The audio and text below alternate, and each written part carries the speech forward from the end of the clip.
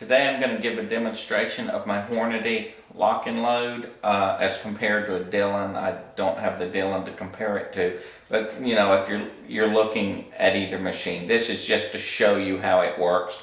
I've got it set up already for 38 specials feeding small pistol primers. I've got the powder set, so this is just so you can watch it work and decide for yourself. Okay, you take the brass, slip it in, and resize, deprime, and then just go immediate to inserting a primer. And I always keep against the handle while I put in my next brass. That way I know there's a primer in it, and up it goes. Now it bells the case and deprimes and resizes. Back down we go, and another primer goes in. And repeat. Now this time the first case, you can see it put powder in it, and it belled a case, and it resized, deprimed, and another primer, another case. Now, since it has powder in the belled case, I will insert a bullet, and up it goes into the cedar crimp die while it puts in powder, while it bells a case, while it resizes and deprimes. Down we go. There's a complete ready-to-go bullet, and another shell goes in, another bullet goes in, up it goes, and our first complete bullet comes out. Then more brass in.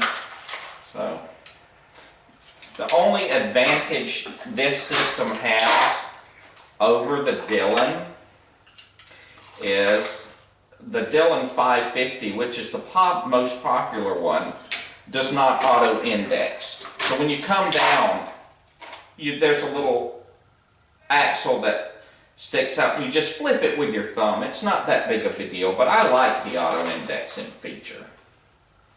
And one thing I do like with the Hornady over the Dillon is the dies are held in with a little cam lock device. And you see you screw your die into the little steel insert which has the cams on it. And you can just remove one or all of them if you like. Because sometimes I'll do 45 long Colt and 45 ACP.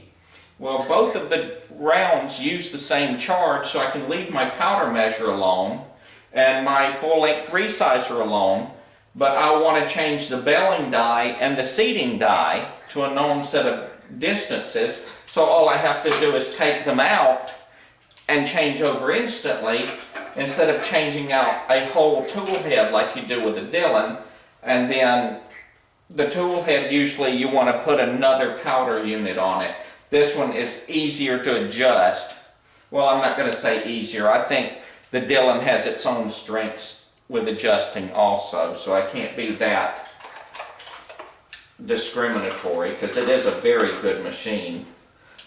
Changing out the shell plates on the Hornady is easier because the Hornady shell plate, you only remove the Allen head screw in the middle, whereas with the Dillon you have to raise the ram, undo an Allen head set screw, then remove the screw, replace your shell plate, then you have to adjust the gap so it turns freely, and then lock it back into place. And it uses little brass retainers and a little brass pin, where this uses a little spring that goes all the way around the outside and is replaceable, easily replaceable, and there's no certain size to it. So if it breaks, you can get a 3-pack for a couple dollars, where the Dillon you have to order the little pins if you lose one or break one. But I've really never heard of that happening to it,